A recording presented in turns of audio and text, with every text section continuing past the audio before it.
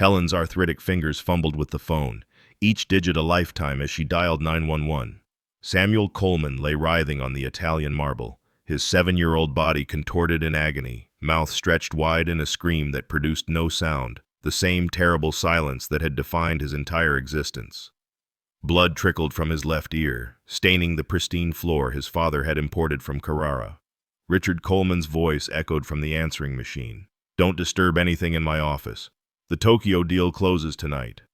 Frost, the white husky trained never to bark, shattered 7 years of discipline with desperate howls that seemed to voice the boy's pain. Helen pressed her weathered palm against Samuel's burning forehead, whispering a prayer she'd made once before, 20 years ago. "Not again, Lord. Don't take another child from me." The sirens wailed closer, about to break the enforced silence of Boston's quietest mansion, where a billionaire's son was dying in the arms of his minimum-wage maid. Before we continue, please leave a like and let me know which city you're watching from. Now, let's get back to the story. The Coleman mansion stood like a mausoleum on Beacon Hill, its 15,000 square feet of Victorian grandeur retrofitted into a temple of silence.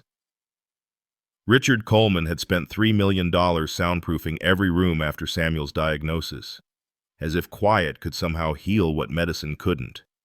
No grandfather clocks ticked in these halls. No music drifted from hidden speakers. Even the doorbell had been replaced with a flashing light system. In a neighborhood where Boston Brahmins competed with garden fountains and wind chimes, the Coleman estate remained eerily still, its gardens designed without a single element that might create unwanted sound. Richard Coleman had built his empire from nothing, bootstrapping a tech startup into Coleman Industries after his parents died when he was 12. Boarding schools had taught him that money solved problems, and for 33 years, he'd been right.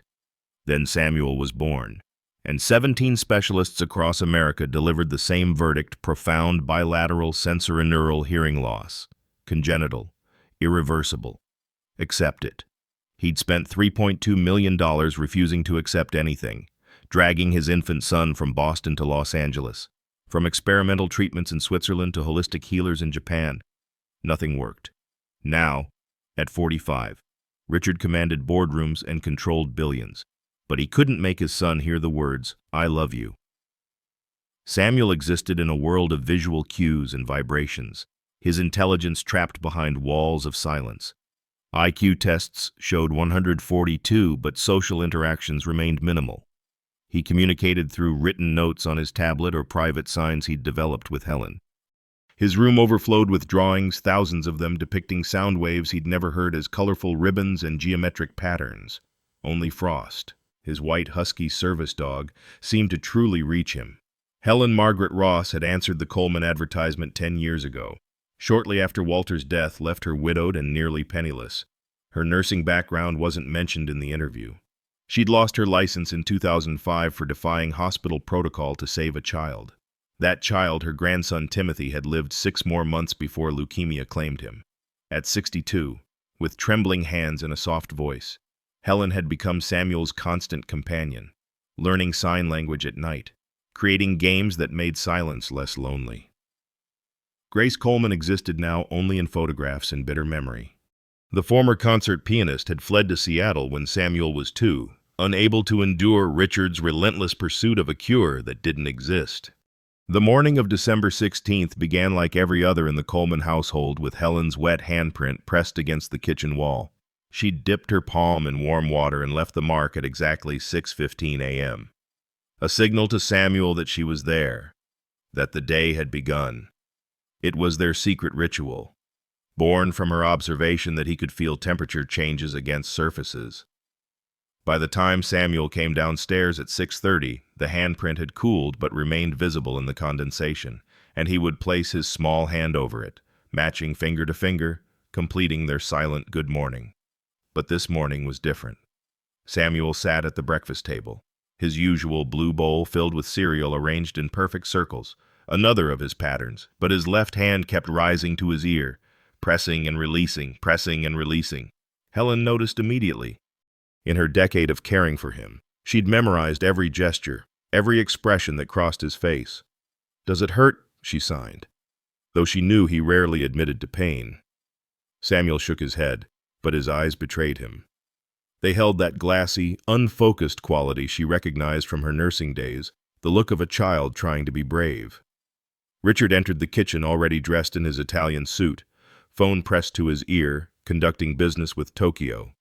He grabbed his coffee without looking at either of them, his free hand scrolling through emails on his tablet. Helen tried to catch his attention, pointing to Samuel's ear, but Richard waved her off, mouthing later as he headed toward his office.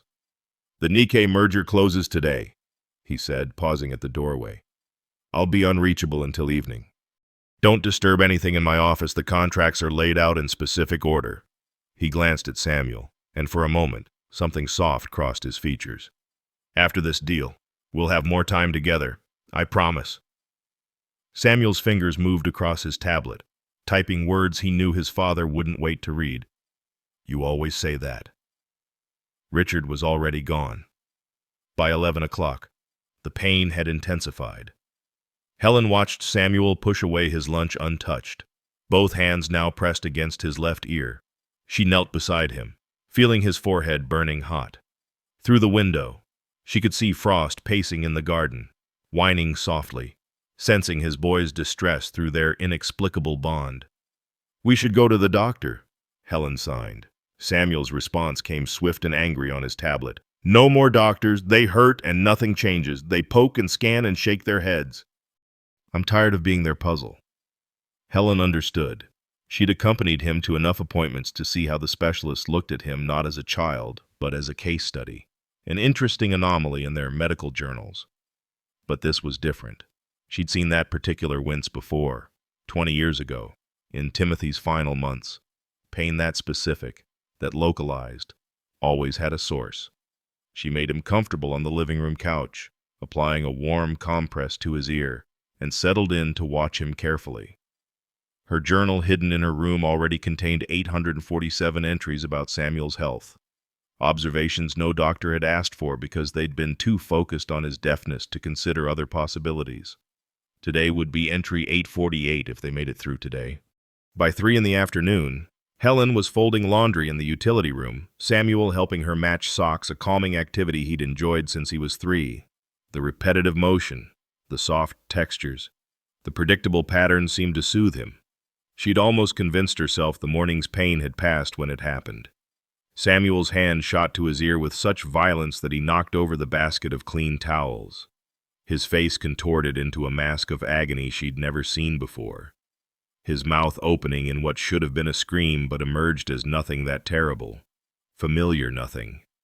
He fell hard against the washing machine, his small body sliding down to the cold tile floor. But this time was different. This time, when he pulled his hand away, Helen saw blood, not much, just a few drops, but enough to transform her from cautious caretaker to emergency nurse. Blood from the ear meant something was terribly wrong: pressure, infection, rupture, something that couldn't wait for Richard's permission or protocol. Frost burst through the doggy door, his training abandoned. The husky's howls filled the normally silent house, a sound so foreign in these walls that it seemed to shake the very foundations.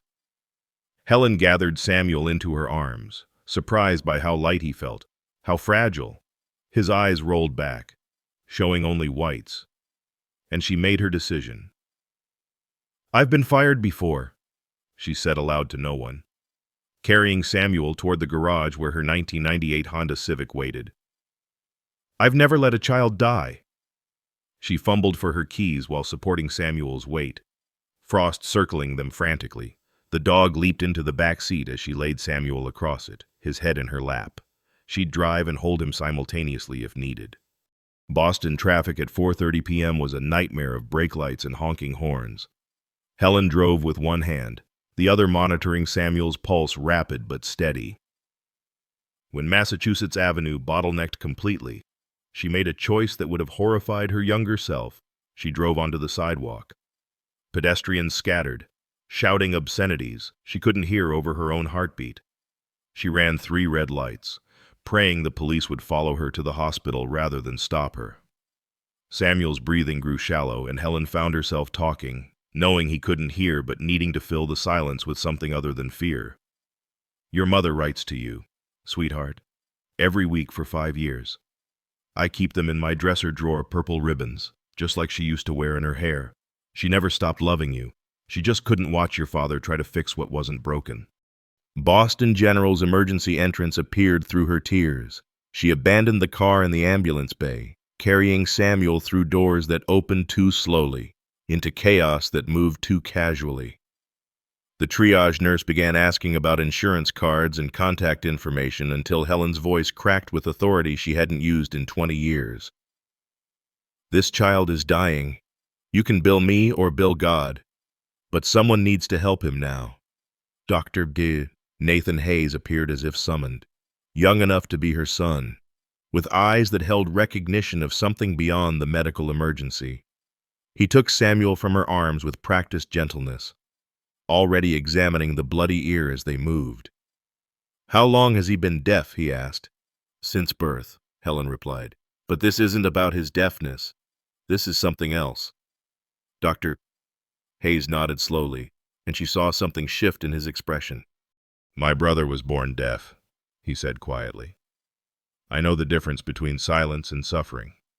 Let's find out what's really happening here. Dr. Nathan Hayes moved with the precise efficiency of someone who'd learned not to waste motion in emergency rooms.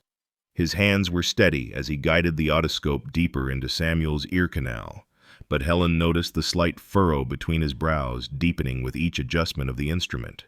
The emergency room's fluorescent lights cast harsh shadows across Samuel's pale face, making him look even smaller on the examination table. This inflammation is severe, Dr. Hayes murmured, more to himself than to Helen. How long has he been showing pain symptoms? This morning intensely, but he's been touching that ear for weeks. Helen replied, her hand never leaving Samuel's. The other doctors, they only ever looked for causes of deafness. When nothing showed on the hearing tests, they stopped looking. Hayes set aside the traditional otoscope and wheeled over a larger machine, a video endoscope the hospital had acquired just 3 months ago. This goes deeper, shows more detail. It's uncomfortable but not painful with local anesthetic. He prepared the numbing drops, his movements careful and deliberate. My brother Marcus was born deaf. Doctors spent so much time trying to fix his ears. They missed his appendicitis until it nearly burst. Sometimes we get so focused on the obvious problem, we miss what's actually killing them. The monitor flickered to life, displaying the magnified interior of Samuel's ear canal. Helen had seen enough medical procedures to recognize healthy tissue, and this wasn't it. The canal was angry red, swollen, with pockets of fluid that shouldn't exist, but it was what appeared next that made Dr. Hayes freeze. There, he whispered, adjusting the scope's angle. Do you see it? On the screen, barely visible beneath layers of inflamed tissue and scar buildup. Something glinted, metallic, foreign. It caught the scope's light like a tiny star buried in flesh. That's been there for years, Dr. Hayes said, his voice tight with discovery and disbelief. The tissue has grown around it, encapsulated it. But something's changed recently, maybe growth spurt, maybe infection. It's shifted position and now it's pressing against the nerve bundle. Helen felt her chest constrict. Can you remove it? I have to.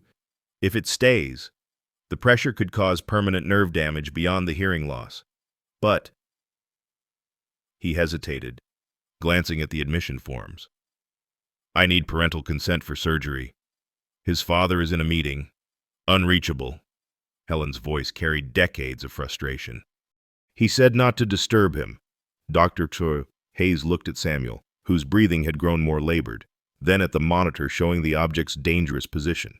Emergency medical intervention. Life-threatening infection risk. I'll take responsibility. He called to a nurse. Prep pediatric surgery suite 3. We need microsurgical tools and... Wait, the nurse interrupted, checking the computer. Samuel Coleman, as in Richard Coleman, the billionaire. Her voice dropped to a whisper. Dr. Hayes. That's a lawsuit waiting to happen. Then it's a lawsuit I'll face, Dr. Hayes replied firmly. but I won't let a child suffer because his father's wealth makes everyone afraid to act. The next 47 minutes passed in a blur of controlled chaos. Helen held Samuel's hand as the anesthetic took effect, humming low vibrations against his palm, the same lullabies she'd hummed to Timothy 20 years ago, the same ones she'd hummed to her own children before that. The surgical suite was cold, sterile, but she refused to leave, and Dr. Hayes didn't ask her to. The extraction required precision that made Helen hold her breath. The object had been in Samuel's ear so long that tissue had grown around it. Blood vessels had formed to feed the chronic inflammation. Dr. Hayes worked with tools that looked more suited to watchmaking than surgery, each movement deliberate and microscopic on the overhead monitor. "Almost," he muttered, manipulating the forceps with surgeon's grace. "It's lodged deeper than I thought, like it was driven in with force, not just placed there." Helen watched the monitor, saw the moment the metallic fragment began to move. It emerged slowly, fighting against years of biological imprisonment. And then, suddenly, it was free. Doctor Hayes held it up to the light, a small, jagged piece of platinum, no bigger than a grain of rice but sharp enough to have caused years of hidden agony. The change in Samuel was instantaneous. His body, which had been rigid even under anesthesia, suddenly relaxed. His breathing deepened, steadied, and then, as the anesthetic began to wear off, something extraordinary happened. Samuel gasped, not silently, not the mime-like movements he'd made his whole life, but an actual, audible gasp. The sound was thin, reedy, uncertain, but it was there, real, present. "Oh my God," Helen breathed, her legs giving way. She caught herself on the gurney's rail, tears streaming down her face as Samuel's eyes fluttered open. Samuel's voice was barely a whisper, cracked from years of disuse. But it existed. "It hurts. I can hear it hurts." The words were malformed, pronunciations guided by instinct rather than experience. But they were words, spoken words, from a child who'd never spoken before. Helen sobbed openly now, not caring who saw. Frost, who'd been waiting in the hallway against all hospital protocols, began barking joyfully, his tail wagging so hard his entire body shook. The sound Frost's barking, the beeping machines, Helen's crying, his own voice seemed to overwhelm Samuel. His hands flew to his ears, not in pain, but in shock. "Too loud," he whispered, and hearing himself speak made his eyes widen further. "Is that me, Doctor?" Hayes stood frozen, the extracted fragment still held in his forceps, witnessing something that challenged 7 years of medical certainty. The object was creating pressure that caused referred pain throughout the auditory system. The inflammation might have been blocking partial hearing capacity. This isn't possible according to his charts. The emergency room doors burst open with such force they slammed against the walls. Richard Coleman stood there, his Italian suit disheveled, merger documents still clutched in one hand, his face a mask of fury that dissolved the moment he heard, "Dad, is that your voice?" The words were uncertain, each syllable a question, but they were aimed at Richard with recognition that shouldn't exist. The boy who had never heard his father's voice somehow knew it instantly. Richard's knees buckled. The merger documents papers worth $3 billion scattered across the hospital floor like worthless confetti, for the first time in 33 years, since the day the police told him his parents were dead. Richard Coleman fell to his knees and wept. Not the controlled tears of a boardroom loss or the frustrated drops of another failed treatment, but the complete surrender of a man whose world had just shifted on its axis. "Say it again," Richard begged, crawling toward the gurney, his hands reaching for his son. "Please, say anything." Samuel looked at his father, really looked at him, perhaps for the first time without the veil of silence between them, and whispered, "Why are you crying? Don't you want me to hear?" The question was innocent, but it carved through Richard like the fragment Dr. Hayes had just extracted. He pulled Samuel into his arms, careful of the bandaged ear, and held him the way he hadn't since the diagnosis, not like a problem to be solved, but like a child to be loved.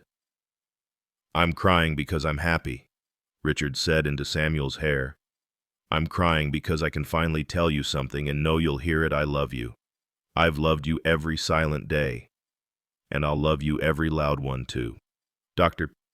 Hayes quietly placed the fragment in an evidence bag, his professional curiosity piqued. "We need to analyze this. The metal composition might tell us how it got there." He looked at Helen, who had composed herself enough to stand. "You mentioned his mother's wedding ring." Helen nodded, remembering. "Grace's ring. Platinum. It broke during delivery. She was hemorrhaging. Emergency C-section. Everything was chaos. We'll need to check the hospital records from his birth."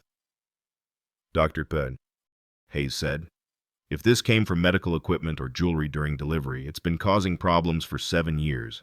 The recent growth spurt must have shifted its position, increasing the pressure and pain until his body couldn't compensate anymore." Richard looked up from his son, his business mind already calculating lawsuits and liability, but Samuel's small hand on his cheek stopped him. "Daddy," Samuel said, testing the word he'd only ever written. "It doesn't hurt anymore." And for Richard Coleman, who'd spent 7 years and millions of dollars trying to fix his broken son, those 4 words were worth more than all his empire combined. The fragment sat in a clear evidence bag on Dr. Hayes' desk, catching the morning light like a guilty secret. 3 days had passed since the extraction, and the lab results had just arrived. Dr. Hayes spread the papers across his desk: metallurgical analysis, isotope signatures, manufacturer tracking. Every test pointed to the same conclusion. This piece of platinum matched the specific alloy used by Cartier in their wedding bands circa 2018. Helen sat in the hospital's family conference room, watching Samuel work with Dr. Patricia Chen, the speech therapist. His voice came in starts and stops, like an old engine learning to run again. My name is Samuel." Each word was a small victory, fought for and won.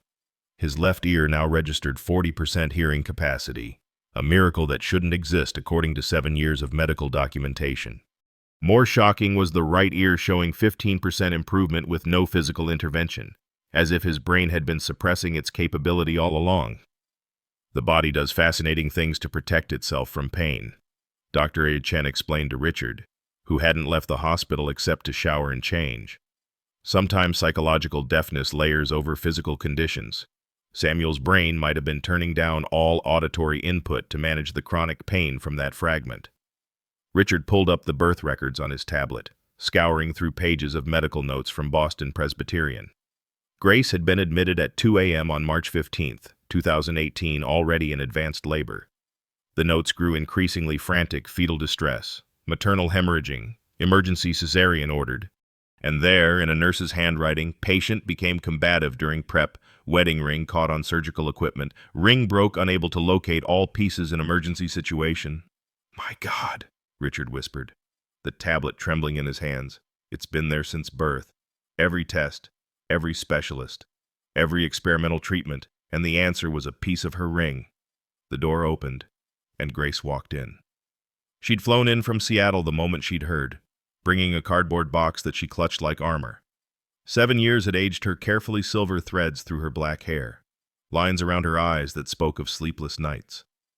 She looked at Samuel through the observation window, watching him form words he'd only ever seen before. 260 letters, she said quietly, setting the box on the table. "1 every week since I left. I couldn't send them." "What do you say to a child who can't hear 'I love you' but might feel abandoned anyway?" Richard's jaw tightened. "You say it by staying. I couldn't watch you destroy him trying to fix him." Grace's voice carried no anger, only exhaustion. 17 specialists in 2 years. Richard, he was 2 years old, and you had him in MRI machines, experimental treatments, surgeries that did nothing but hurt him. You loved the idea of curing him more than you loved him as he was.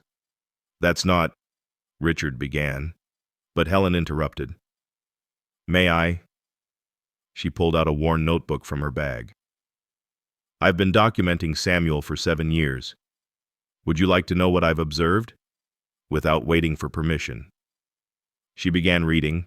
March 8th, 2020, Samuel's 2nd birthday. Richard spent the party on the phone with a specialist in Germany. Grace sat alone while Samuel played in silence. Neither parent noticed when he signed love for the first time I'd been teaching him secretly. She flipped pages. September 15th, 2021. Samuel drew his first sound wave. Richard had it analyzed by physicists instead of putting it on the refrigerator. Grace cried in the bathroom for 20 minutes. Another page. December 24th, 2022. Christmas Eve. Samuel signed, "Where is Mommy?" Richard told him she was sick. The truth was, she'd had a breakdown and was in psychiatric care. Grace flinched. Richard stood to leave, but Helen's voice held him. You both love him. You both failed him. But he's speaking now, and you need to decide, will you keep failing him separately or succeed together? Samuel appeared in the doorway. Dr. Chen behind him. His voice was stronger now, though still uncertain. Mom. Grace froze. He'd never called her that. He'd been too young when she left to have formed the word. She knelt down, tears streaming, and signed while speaking. Yes, baby, I'm your mom. Why did you go? The question came with the blunt honesty only children possess. Was I too broken? The word broken shattered something in both parents. Grace pulled Samuel close, feeling him resist, then slowly relax. No, sweetheart. I was broken. I couldn't handle seeing you in pain and not being able to help. I was a coward. But you wrote letters, Helen said gently, opening the box. Samuel, your mother wrote to you every week. She never stopped thinking about you. Samuel pulled back, looking at the box with curiosity. He picked up one envelope, then another, studying his mother's handwriting. 260, he said suddenly. That's 5 years of weeks. Richard stared at his son. How did you calculate that so quickly? I've always been able to think, Samuel said with a flash of irritation that was purely 7-year-old. I just couldn't talk about it, Dr. Chen intervened professionally. Samuel's testing shows exceptional mathematical and spatial intelligence. His drawings demonstrate understanding of wave physics that's graduate level. The silence didn't diminish his intellect. It may have enhanced certain cognitive pathways. Over the following weeks, the Coleman mansion transformed. Music played softly in the morning clair de lune, which made Grace cry the first time Samuel heard it. That's what you played, he asked his mother, wonder in his voice, when I was inside you. Every day. Grace whispered. I hoped somehow you'd remember. I did, Samuel said simply. I just thought it was what heart sounded like. And the speech therapy was grueling. Samuel's vocal cords were underused but not atrophied. He'd hum to himself, made small sounds he couldn't hear. Dr. Chen worked with him 3 hours daily, teaching him to form sounds he'd only seen on lips before. His progress was remarkable but uneven. Complex words came easier than simple ones, as if his brain had been preparing for advanced communication while struggling with basics. Why is love harder to say than quantum? Samuel asked one afternoon, frustration clear in his voice. Because quantum is just sound. Dr. Chen explained, love carries weight. Your brain knows the difference. Richard had taken indefinite leave from his company, shocking the board and sending stock prices tumbling. Charles Harrison, his CFO, visited the house with concerns. The board is getting restless. The Japanese deal fell through. They're talking about a vote of no confidence. Let them talk, Richard said, watching Samuel and Frost play in the garden, the dog barking freely now. Samuel laughing at the sound. I've been absent for 7 years even when I was there. My son is learning to speak. Everything else can wait. But the past couldn't wait. Helen's health, stressed by years of caregiving and the recent emotional upheaval, began showing cracks. She'd hidden the tremors in her hands, the moments of dizziness, the chest pains that came with exertion. But one morning, while teaching Samuel to pronounce grandmother, a word he'd chosen for her, she gripped the table, her face draining of color. Helen. Samuel's new voice carried panic. Helen. The sound of Samuel screaming her name brought everyone running. Grace caught Helen as she swayed. Richard called 911, but it was Samuel who held her hand, whispering over and over, "Stay, Grandma Helen, please stay. I just learned how to say your name." The diagnosis was concerning, but not critical stress-induced cardiac arrhythmia, manageable with medication and rest. But it raised uncomfortable questions about the future. Helen was 62, with no family beyond this borrowed one. Her savings were minimal, her health insurance basic. She'd given her best years to other people's children, and now her body was presenting the bill.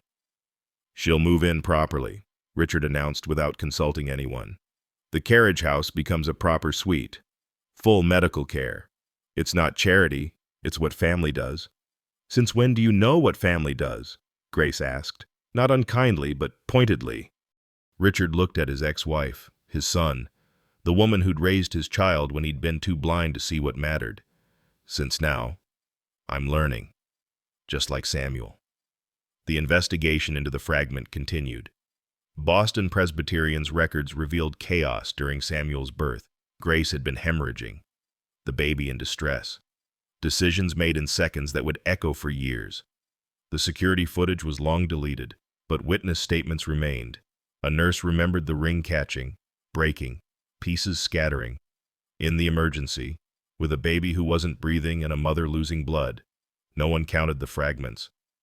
"I threw it," Grace admitted one evening, the truth finally emerging. During a contraction, when Richard was telling the doctor about his birth plan preferences while I was dying, I ripped off the ring and threw it at him. Said I didn't want his perfect life anymore. She looked at Samuel, who was drawing not sound waves this time, but faces. His family's faces. Finally heard and seen together. "A piece of my rage literally got stuck in you. I'm so sorry, baby." Samuel considered this with the philosophical depth that sometimes startled adults. Maybe it had to happen that way. If I had been hearing, would Grandma Helen have stayed? Would you have come back? Would Daddy have learned to listen? The room fell silent, a different silence than before. One full of possibility rather than isolation. "Dr. Hayes called with final test results. The fragment's position had been pressing against the vestibulocochlear nerve, causing referred pain throughout Samuel's auditory system. The chronic inflammation had created a feedback loop. The more his brain tried to process sound, the more pain it caused, leading to psychological suppression of hearing ability. It was a perfect storm of physical and mental protection mechanisms. "In 20 years of medicine," Dr. Hayes said, "I've never seen anything like it. The fragment was small enough to be missed by standard imaging, but positioned perfectly to cause maximum damage. It's almost miraculous it didn't cause permanent nerve death." "Miracles," Helen said from her bed, where she was recovering while teaching Samuel card games, "come in all sizes. Some are as small as a grain of rice." As spring arrived, Samuel's world expanded exponentially. He attended his first movie too loud, but amazing, heard his first concert Grace playing piano, which made him cry, and made his first phone call to Helen's room, just to say goodnight from downstairs. Each experience was overwhelming and wonderful. The custody arrangements were being negotiated, but not in court. Grace had rented an apartment in Boston, close enough to share real custody, far enough to maintain boundaries. She and Richard were finding their way to co-parenting without rekindling romance. Some breaks couldn't be mended, only bridged. "We're better as friends," Grace told Helen one afternoon. "We both love Samuel, but we never really loved each other. We loved the idea of each other." Helen nodded. Wisdom earned through years. Sometimes that's enough to create something beautiful, even if it doesn't last. Samuel's drawings changed. Where once there had been abstract waves and silent geometries, now there were birds he could hear, cars he could identify by sound, and always his family gathered around a dinner table where everyone's mouth was open in conversation or laughter. The silence that had defined the Coleman mansion for 7 years was breaking, not all at once but in moments, like ice cracking under spring sun. The custody mediation was scheduled for a Tuesday morning in May, in a conference room that smelled of leather and old coffee. Samuel sat between his parents, his hands folded in his lap, wearing the navy suit Richard had bought him specifically for this occasion. The mediator, Judge Catherine Walsh, had silver hair pulled into a severe bun and eyes that missed nothing. "Samuel," she said gently, "this isn't about choosing who you love more. It's about deciding what arrangement will help you thrive. Do you understand?" Samuel nodded, then remembered he could speak now. "Yes, ma'am. But why do I have to choose? Can't things just be?" The question hung in the air like an accusation. Grace reached for his hand. Richard straightened his tie. And Helen, who'd insisted on attending despite not being legally required, shifted in her wheelchair that she'd been using since her cardiac episode. "The court needs to establish primary residence," Judge Walsh explained, "for school enrollment, medical decisions, legal matters." "I've been his primary caregiver for 7 years," Richard stated, his CEO voice emerging. "I've provided everything." "Everything but presence," Grace interrupted. "You provided specialists and treatments and silence. Helen provided care." "You left," Richard shot back. "You abandoned him when he needed—" "Stop!" Samuel's voice cracked with the force of his shout. It was the loudest sound he'd ever made, and it shocked everyone into silence. "You're doing it again. Fighting about me like I'm not here, like I'm still deaf." His small body trembled with 7 years of unspoken frustration. I could always feel the fighting. The anger made the air thick. It made my chest hurt. And now that I can hear it, it's worse. Judge Walsh leaned forward. "What would you like?" "Samuel." "I want Monday breakfast with Dad because he makes good pancakes. I want Tuesday piano with Mom because she understands music. I want Wednesday through Friday with whoever isn't traveling or working late. I want weekends with all of us, like a real family even if we're broken. And I want Grandma Helen there always because she's the only one who never tried to fix me or leave me. She just loved me." The adults exchanged glances over his head. Grace was crying silently. Richard's jaw worked as he processed his son's words with the same intensity he once analyzed market reports. Helen reached out with her good hand, and Samuel took it. "That's unconventional," Judge Walsh said slowly. "It would require exceptional cooperation between parents." "Then we'll be exceptional," Grace said firmly. "We failed at marriage, but we don't have to fail at this." Richard nodded, surprising everyone, including himself. "Samuel's right. We've spent so much time fighting about him. We never fought for him. Together. The conversation was interrupted by Richard's phone buzzing insistently. Charles Harrison was calling for the 15th time that morning. Richard silenced it, but the damage was done, the reminder of the world outside this room. The empire crumbling while its emperor played family man. "Take it," Samuel said quietly. "It's okay, Dad. I know it's important." "You're important," Richard replied. But Samuel's look was too knowing for a 7-year-old. "The company is how you love us. By providing—" "I understand that now, but maybe you could love us other ways too." That afternoon, the hearing test results came back. 6 months post-surgery. Samuel's left ear had stabilized at 60% capacity. His right ear, remarkably, had improved to 30% without any medical intervention. Dr. Hayes called it sympathetic recovery. The brain relearning to process sound once the source of pain was removed. "We could try a cochlear implant for the right ear," Dr. Hayes suggested during the consultation. "It might bring him to near normal hearing." Samuel touched his right ear thoughtfully.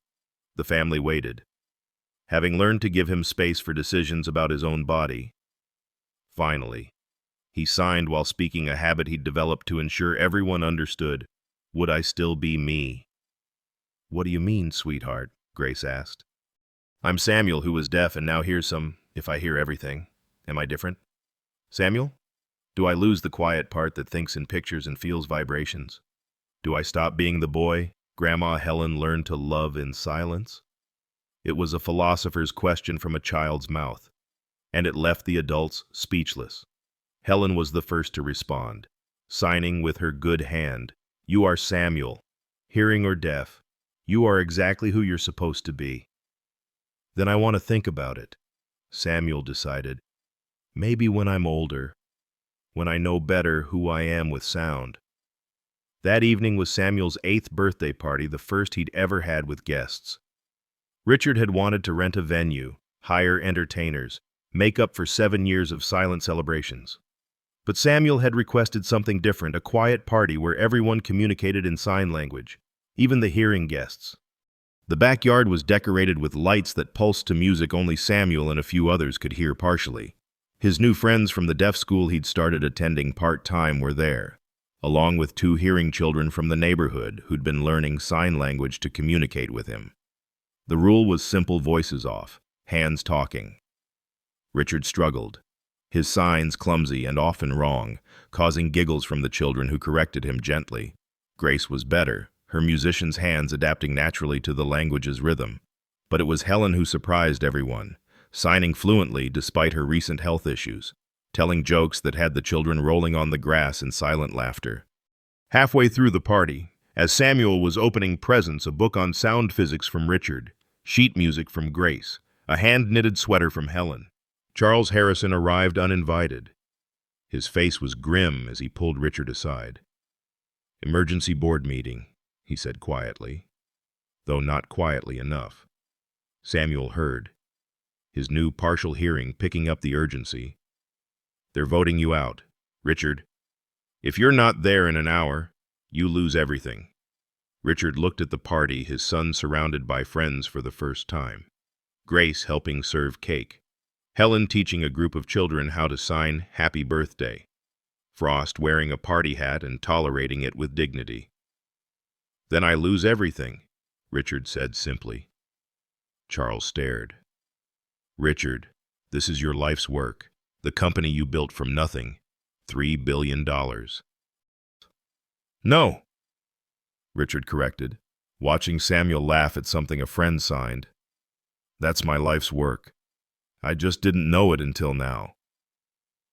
But the universe wasn't done testing them. As Charles left, defeated and confused, Helen stood to help with the cake, took 2 steps, and collapsed. This time, it wasn't a minor episode. This time, her face drooped on one side. Her words slurred when she tried to speak, her good hand suddenly useless. Samuel saw it first, his partial hearing picking up the change in her breathing before anyone noticed her distress. "Grandma." He ran to her, his voice carrying across the yard. "Someone call 911, she's having a stroke." The party dissolved into controlled chaos. Grace called the ambulance. Richard cleared space around Helen. The parents hustled confused children inside. But Samuel stayed by Helen's side, holding her unresponsive hand, speaking in the clear voice she'd helped him find. "I'm here, Grandma Helen. Don't go. We just figured out how to be a family. You have to stay for the good part." The ambulance arrived in minutes that felt like hours. As the paramedics worked, Samuel refused to let go of Helen's hand until Grace gently pulled him away. "Let them help her, baby. She saved me," Samuel said, his voice breaking. "When I was broken, she saved me." "You were never broken," Grace said firmly, holding him close. "And neither is she. She's just struggling right now." The hospital waiting room became their temporary home. Richard ignored 37 calls from board members. Grace canceled her return flight to Seattle.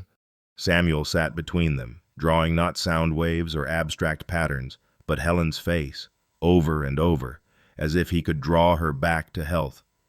Dr. Hayes, who'd become an unofficial family friend, brought the news at midnight. "It's a significant stroke. Left hemisphere. Her speech and mobility are affected. But she's stable. She's conscious and aware, which is good. But recovery will be long and difficult."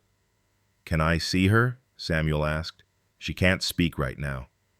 Dr. Hayes warned gently. "That's okay. Samuel said with sad wisdom. "We know how to talk without words." They entered Helen's room together. She looked small in the hospital bed, the left side of her face slack, her left arm immobile. But her eyes were alert, and they filled with tears when she saw Samuel. He approached slowly, then signed, "Hi, Grandma, don't try to talk. I'll talk for both of us, like you did for me." Helen's right hand moved slightly, forming a clumsy sign, "Love." Samuel climbed carefully onto the bed, curling against her good side. The party was perfect. Everyone signed, even Dad, though he kept saying bathroom instead of birthday. A sound that might have been a laugh came from Helen's throat. Richard stepped forward, his voice thick. "Helen, I need you to know your family. Whatever you need, whatever it takes. You're not going through this alone," Grace added. "We're moving your things from the carriage house to the main house. The first floor guest suite is being converted for accessibility. You're coming home with us when you're ready." Helen's eyes moved between them, then to Samuel, who was signing a story about the party, his hands flying with enthusiasm. She'd spent 10 years serving this family, watching them fracture and fail. Now, in her darkest moment, they were choosing to be whole. The next morning brought consequences. Coleman Industries board voted Richard out in absentia. His personal assets were largely tied to company stock, which plummeted 40% in after-hours trading. The financial empire he'd built over 2 decades crumbled in a single day. And Richard Coleman, who'd been worth $3 billion at breakfast, was worth less than half that by lunch.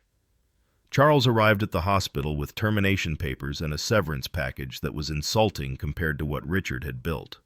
"They're offering you a consulting role," he said apologetically.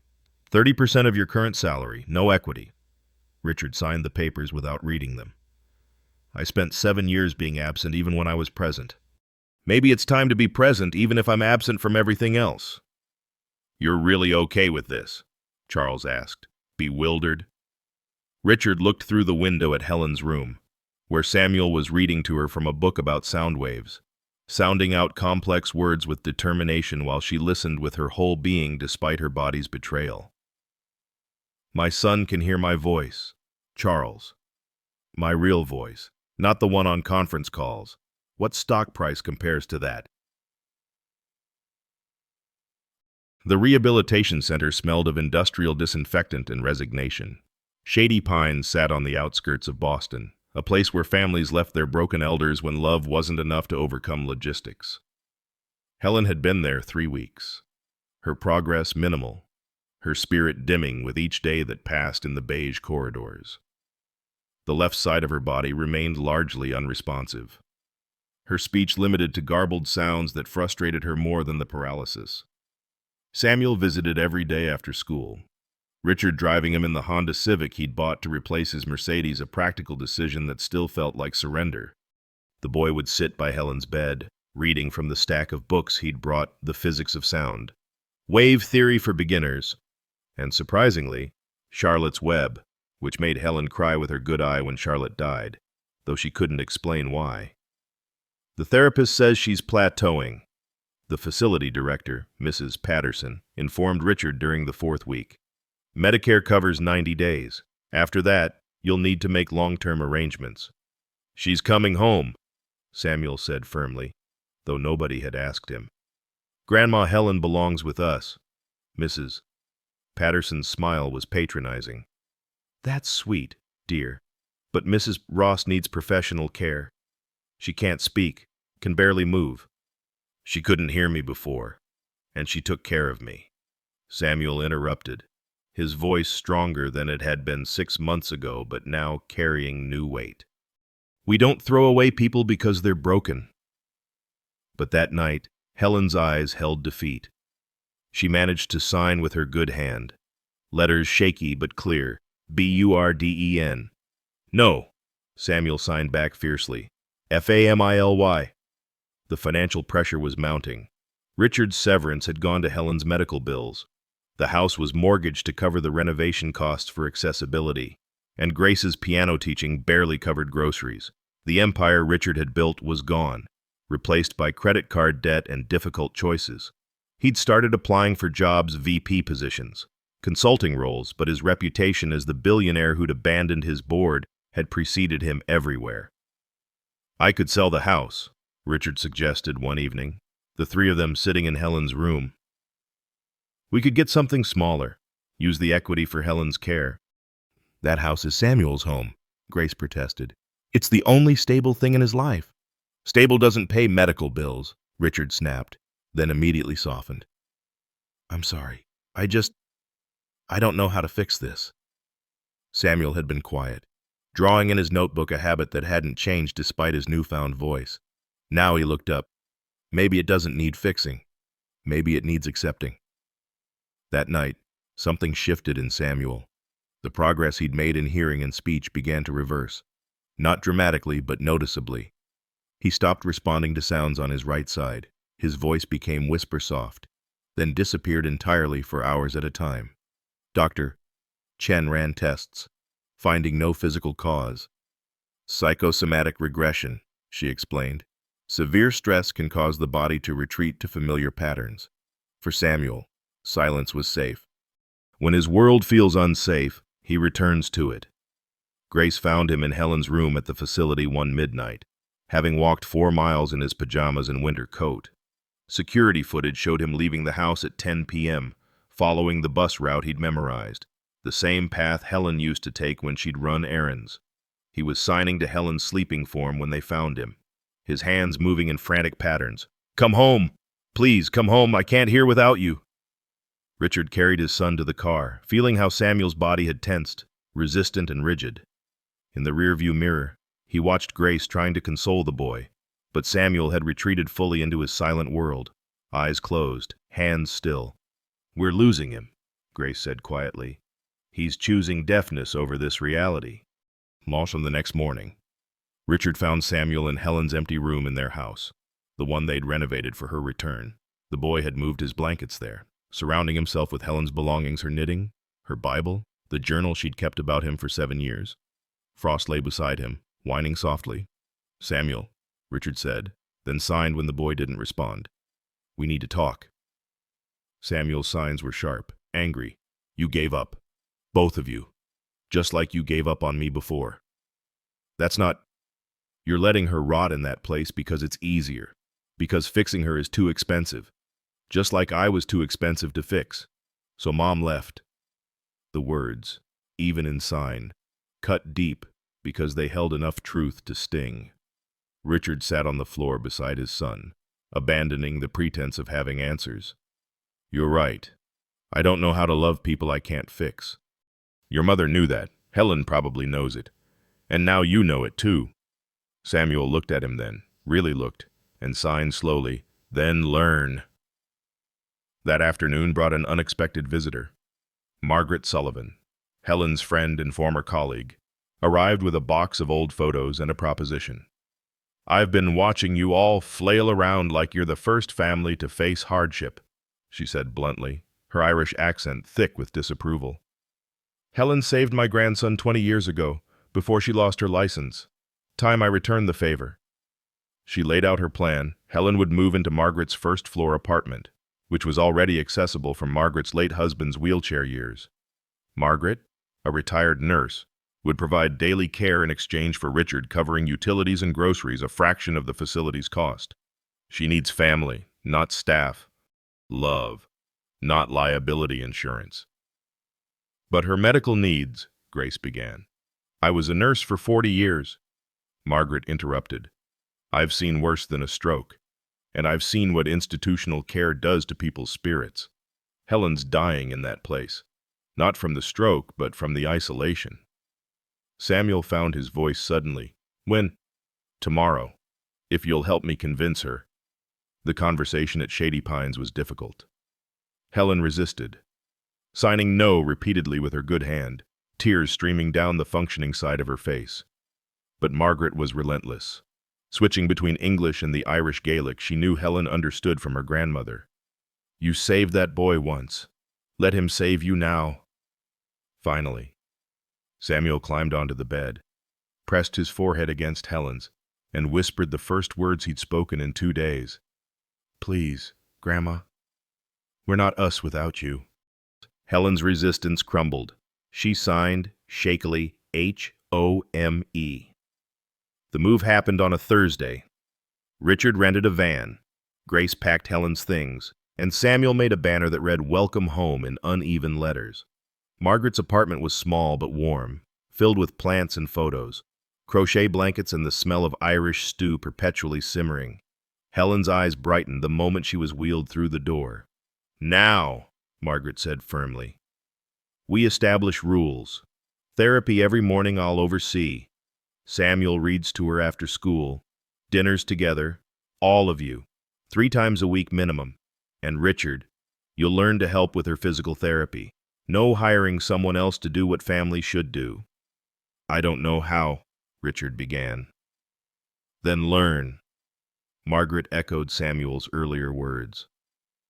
"You learn to build a billion-dollar company.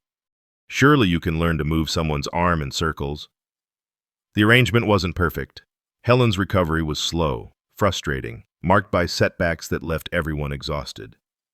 Her speech returned in fragments, single words that didn't always match what she meant to say. "Window," when she meant water. "Blue," when she meant thank you. But Samuel understood her anyway, the same way she'd understood him in his silence.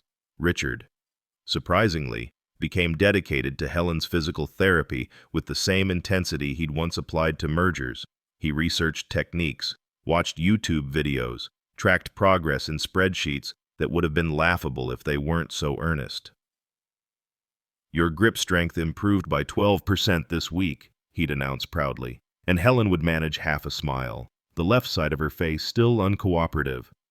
Grace returned to performing, small gigs at local venues, bringing in modest but steady income. She'd play recordings for Helen, watching the older woman's good hand tap along to rhythms her body remembered, even if her brain struggled. Music became another form of therapy, another language between them. But the best moments were the quiet ones, Samuel doing homework beside Helen's chair, showing her his math problems, which she could still solve by pointing at numbers. Their morning ritual evolved. Samuel would make a handprint on paper with paint. Helen would press her good hand over it, and they'd hang the day's print on a growing wall of connection. Still, the weight of what had been lost hung heavy. Richard's former colleagues avoided him at grocery stores. Grace's family questioned why she'd returned to a failed marriage's aftermath. And Samuel, despite his progress, still retreated into selective mutism when overwhelmed, choosing silence over the complicated noise of his reassembled family. One evening, as November rain pelted Margaret's windows, Helen managed 3 clear words that changed everything. "Not your fault." She was looking at Samuel, who'd been crying silently after a hard day at school where children had mocked his partial deafness, calling him broken robot for the way he sometimes missed words or responded to things they hadn't said. "Not your fault," Helen repeated, her good hand reaching for his face, and then, with tremendous effort, "Or mine, or theirs. Just is." Samuel crawled into her lap, careful of her weak side, and for the first time since her stroke, Helen managed to wrap both arms around him, the left barely cooperating but trying, always trying. They stayed that way as the rain fell. 2 people who knew what it meant to have your body betray you, finding comfort in shared brokenness that somehow, together, felt almost whole. The truth came in pieces, like fragments of the platinum ring that had started everything.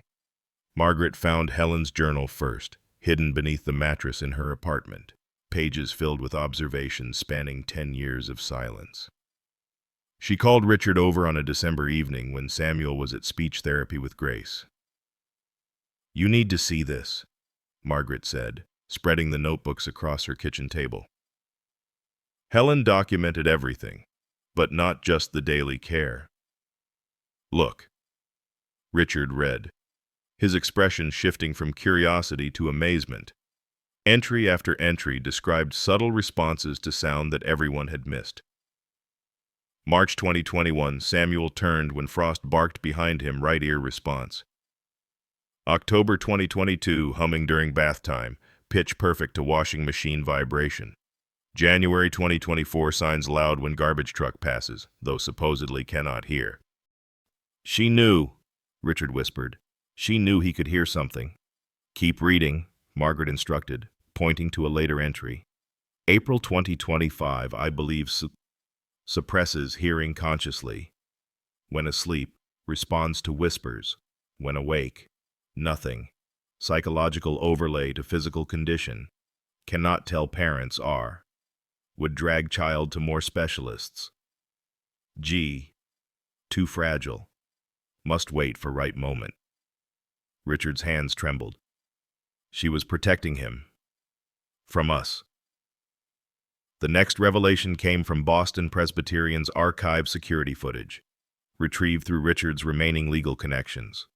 The birth video, grainier than memory but clear enough, showed the moment of Samuel's delivery.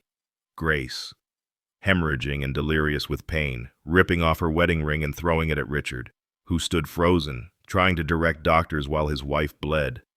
I don't want your perfect life anymore. Her voice echoed from the 7-year-old recording. The ring hit medical equipment and shattered, pieces scattering across the sterile floor. In the chaos, nurses running, doctors shouting orders, machines screaming alarms. A small fragment ricocheted off an IV pole and landed near where they were cleaning the newborn Samuel. A junior resident, overwhelmed and hurrying, wiped the baby's face and ears, unknowingly pushing the fragment deep into the ear canal. Richard watched himself on screen, focused on the doctors, missing the crucial moment.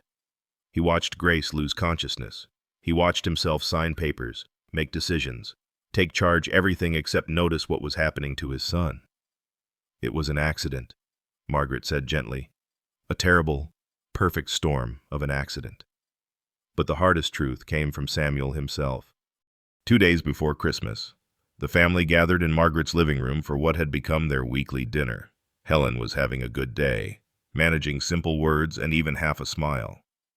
The conversation turned to Samuel's progress, his hearing now at 70% in his left ear, 40 in his right, both continuing to improve. The doctors say full recovery is possible, Grace said hopefully. Maybe 80% overall with therapy. Samuel set down his fork. I need to tell you something. The room stilled. Even Frost stopped his tail wagging, sensing the shift. I could always hear a little, Samuel said quietly, his voice clear but careful. In my right ear, maybe 20%. Sometimes more. Grace gasped. Richard's face went pale. Helen, unsurprised, reached for Samuel's hand with her good one. Since when? Richard asked, his voice strangled. Always.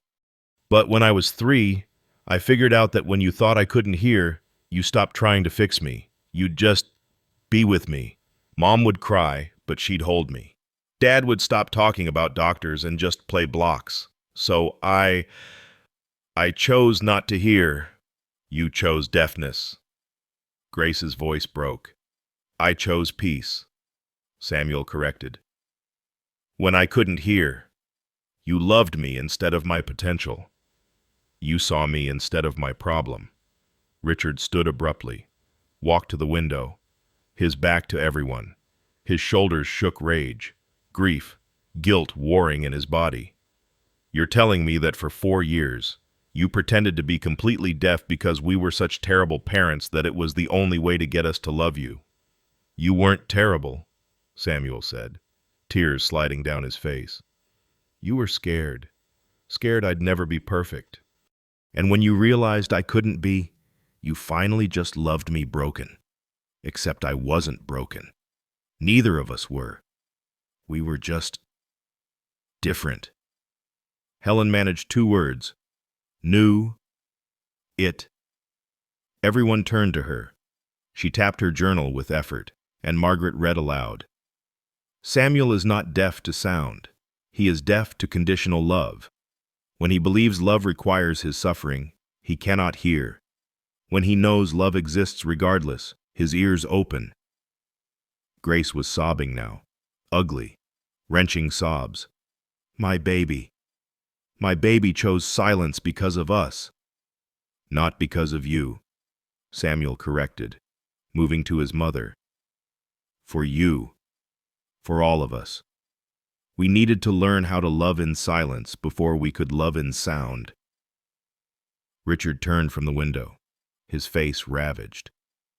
Your grandfather, my father, he was deaf, completely deaf. He hid it his whole life, reading lips, faking comprehension. He died when I was 8, and I only learned the truth at his funeral. His whole life was a lie to seem normal. I swore I'd never... Never what? Samuel asked. Never let anyone I loved hide who they were. And then I made you hide who you were by trying to change it. Richard collapsed into a chair. I became my father by trying not to be him.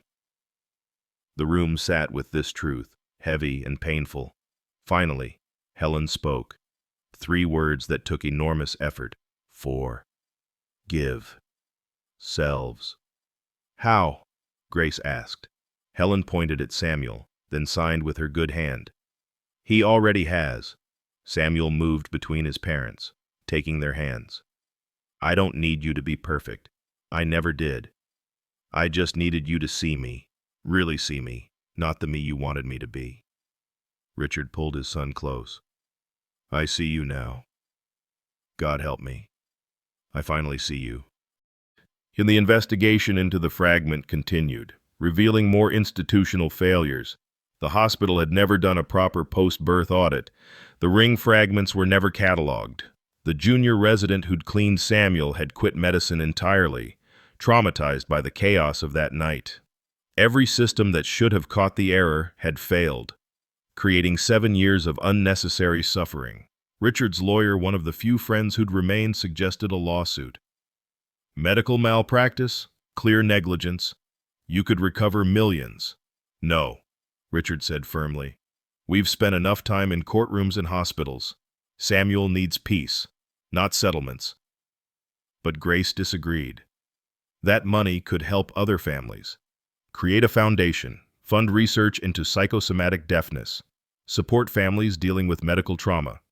They fought about it, their first real fight since reuniting. Voices raised while Samuel covered his ears, the sound still sometimes overwhelming.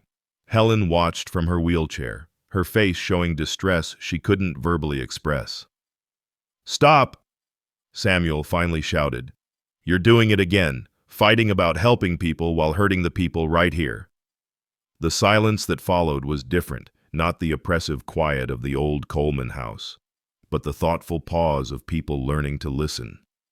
Finally, Helen managed 5 words that took all her strength. Let Samuel decide his story. They looked at their son, really looked. He'd grown in the months since his hearing returned, taller, more confident, but still careful with sound, still choosing silence when overwhelmed. He thought for a long moment, then spoke, Sue them, but not for us. Create something for kids like me, kids who are different, not broken. Kids whose parents need to learn how to love them as they are. He paused. Call it the Helen Ross Center, because she's the one who saw me when nobody else did. Helen's tears came then, rolling down both sides of her face, even the paralyzed side responding to this moment. She couldn't speak, but her eyes said everything. Margaret, who'd been quietly making tea, spoke up. You know, Samuel's not the only one who's been hiding their truth. Everyone looked at her. She walked to a cabinet, pulled out a folder thick with papers. Helen's not just my friend. She's my daughter-in-law. Timothy, the grandson she saved 20 years ago, was my son's child. When she lost her license, she also lost her family. My son blamed her for prolonging Timothy's suffering. Haven't spoken to him since. She set the folder down, legal documents, medical records, photos of a younger Helen holding a baby. She gave up everything to save that child, lost her career, her family, her identity. Came to work for you not for redemption, but for another chance to love a child who needed her. The weight of Helen's sacrifice settled over them. She'd given her professional life for her grandson, her family relationships for her principals, and now her health for Samuel. And she'd never asked for recognition or gratitude, only the chance to serve. Richard knelt beside Helen's wheelchair. You saved us. All of us. Not just Samuel, you saved our souls. Helen's good hand reached up, touched his face, and with enormous effort, she spoke worth it all. Christmas morning arrived with a gentle snowfall that muffled Boston's usual chaos. 6 months had passed since Helen's stroke, a year since the fragment's discovery. The Coleman house, once a monument to enforced silence, now hummed with cautious life music playing softly in the kitchen. Wind chimes finally hung in the garden. The grandfather clock Richard had stopped 7 years ago, ticking steadily in the hallway. Samuel came downstairs at dawn, his feet deliberate on each step, listening to the wood creak sounds he was still learning to appreciate rather than fear. In the living room, he found an unexpected sight: Richard at the piano, fingers moving uncertainly over keys, attempting Silent Night with more determination than skill. "You're playing," Samuel said, his voice carrying wonder. Richard startled, then smiled sheepishly. "Your mother's been teaching me. Thought it might be nice if we could play together. Eventually, even though you're terrible at it. Especially because I'm terrible at it." Richard moved over, patting the bench beside him. "Want to help me be less terrible?" They sat together, Samuel's small fingers guiding his father's larger ones, finding harmony in their mutual imperfection. Grace found them there an hour later, and her expression, surprise melting into something deeper, made Richard understand he'd finally done something right, not because it would fix anything, but because it was worth doing badly. The Christmas gathering was intimate, just family. Margaret and Dr. Nathan Hayes, who'd become an unexpected friend. Helen was having a good day, managing simple sentences, her left hand cooperating enough to help serve dinner. They'd modified traditions for her opening presents one at a time so she wouldn't feel rushed, using sign language alongside speech, keeping music low enough that Samuel wouldn't be overwhelmed. "I have something to tell everyone," Samuel announced after presents, his voice stronger than ever but still careful, considered. "I've decided about the cochlear implant." The room stilled. This decision had haunted them for months, the possibility of bringing Samuel to normal hearing versus accepting his unique auditory world. "I don't want it," he said simply. "Not now. Maybe not ever." "But sweetheart," Grace started gently, "you could hear everything, music the way I hear it. Conversations without straining." "I already hear what matters," Samuel interrupted. "I hear love in the way Grandma Helen hums when she can't find words. I hear Dad trying to learn piano even though his rhythm is awful. I hear you crying happy tears instead of sad ones. If I heard everything, would I still notice those things, or would they get lost in the noise?" Richard reached for his son's hand. "It's your choice. It always should have been. Besides," Samuel added with a slight smile, "being different isn't wrong, it's just different. The deaf kids at school taught me that. They're not broken. Neither am I. We're just ourselves." Helen managed 4 words that took enormous effort but came out clear. "Perfect as you are." The conversation shifted when Margaret brought out a box she'd been keeping. "Found these in Helen's things. Thought you should see them." Inside were hundreds of photographs, Helen's life before the Colemans. Pictures of her as a young nurse, bright-eyed and confident. Her wedding to Walter. Their children.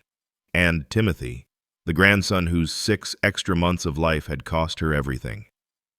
"He was beautiful," Grace said softly, studying a photo of Helen holding the baby. "He was dying," Helen managed, her words slurred but understandable. "But still lived. That's what you gave us," Richard said suddenly. "We were dying as a family. You helped us live anyway." Dr. Hayes, who'd been quiet, spoke up. I've been researching the fragment incident. Turns out there have been 12 similar cases nationwide in the past decade. Foreign objects causing referred pain, misdiagnosed as unrelated to existing conditions. Samuel's case could help establish new diagnostic protocols. The lawsuit, Grace asked. Moving forward. Richard confirmed. Boston Presbyterian offered $3 million to settle quietly. But we're not taking it. Why not? Margaret asked. Because quiet settlements don't change systems, Samuel said, showing wisdom beyond his 8 years. Other kids need doctors to know to look for everything, not just the obvious problem. Richard nodded proudly. We're going to trial. Public testimony. The Helen Ross Center will be funded, but more importantly, Samuel's story will be documented, studied, learned from. Scary, Helen said with effort. Yes, Samuel agreed, taking her hand. But you weren't scared to save your grandson. I won't be scared to save others. That evening, after guests had left and dishes were done, the family gathered in the living room. Grace played piano real music, not therapy, while Richard attempted to follow along on a guitar he'd bought in a moment of optimism. Samuel sat with Helen, her head resting against his shoulder, both of them listening not just to the music but to the life around it, Frost's contented sighing, the clock's steady ticking, the fire crackling, the sound of a family figuring out how to be whole with broken pieces. Next Christmas, Samuel said quietly, I want to play piano with Mom. Will you teach me? Every day if you want, Grace replied, her fingers never stopping their movement across keys. And Dad? Samuel looked at Richard. Will you keep learning too, even though you're bad at it? Especially because I'm bad at it, Richard replied, hitting a wrong chord that made everyone wince and then laugh. Helen raised her good hand, signing slowly. Family makes music together. Even off-key, Samuel asked. Especially off-key, Helen managed, and her half-smile was the best gift any of them received that day. As snow continued to fall outside, the Coleman house filled with imperfect music, Grace's elegant playing, Richard's stumbling chords, Samuel humming uncertainly, testing his voice against melody, and Helen's whispered attempts at lyrics she half remembered. It wasn't beautiful by any professional standard, but it was theirs, and that made it perfect. The year ended not with resolutions, but with acceptance. Richard took a middle management job at a small tech firm, earning a fraction of his former salary but home by 6 every night. Grace began teaching music therapy at the Children's Hospital, using Samuel's story to help other families navigate medical trauma. Samuel thrived in mainstream school with support, making friends who signed during lunch so everyone could participate. And Helen, against all medical predictions, continued to improve. Her speech remained limited and her left side weak, but her spirit, that indomitable force that had saved Samuel when everyone else had given up, burned brighter than ever. She moved back to the main house after New Year's, into the suite they'd prepared, becoming not staff, but family, not burden, but blessing. On the last night of the year, as midnight approached, Samuel stood before his family with an announcement, I want to tell our story. Not for the lawsuit, but for other kids like me. Kids whose parents love them wrong because they don't know how to love them right. Kids who think they have to choose between being fixed and being loved. How? Richard asked. I want to write it down, or speak it, or sign it, however it needs to be told. Samuel looked at each of them. But only if everyone agrees. It's not just my story. Grace nodded immediately. Richard took longer but agreed. Helen signed her consent with her good hand. Even Margaret, now part of their chosen family, gave permission for her part to be told. What will you call it? Grace asked. Samuel thought, then smiled that rare, complete smile that transformed his whole face. The loudest silence, because sometimes the most important things are heard without sound. As midnight struck and the new year began, the Coleman family stood together, not perfect, not fully healed, but present. Samuel's hearing would never be complete, Helen's stroke damage would never fully resolve. Richard and Grace would never reunite as husband and wife. But somehow, in their imperfection, they'd found something better than what they'd lost: the ability to love without condition, to hear without sound, and to be family without blood. Outside, fireworks lit up Boston's sky, their sound muffled by snow and Samuel's partial deafness. But he felt them vibrations through the floorboards, light against his closed eyelids, his family's excitement transmitted through touch. And for the first time in his 8 years of life, Samuel Coleman knew with certainty that he was exactly who he was supposed to be: not deaf, not hearing, but something in between. Something unique. Something worthy of love, not despite his difference, but because of everything he was. "Happy New Year," he said aloud, then signed it for good measure, his voice and hands working together to bridge worlds. "Happy New Year, my perfect boy," Richard replied, and meant it perfect not because Samuel was fixed, but because he was Samuel, but because he...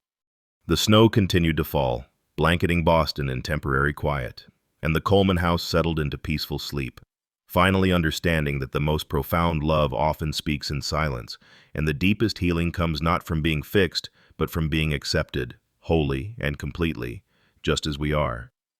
I need to tell you something about gratitude that took me 62 years to learn. It's not about saying thank you or counting blessings.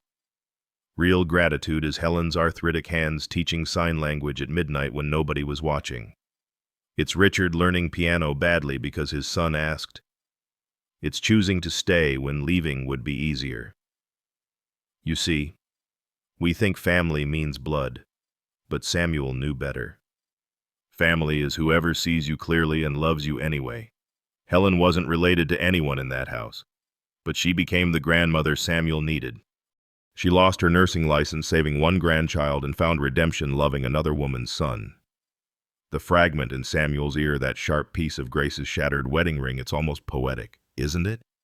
A mother's anger literally lodged in her child, causing years of pain.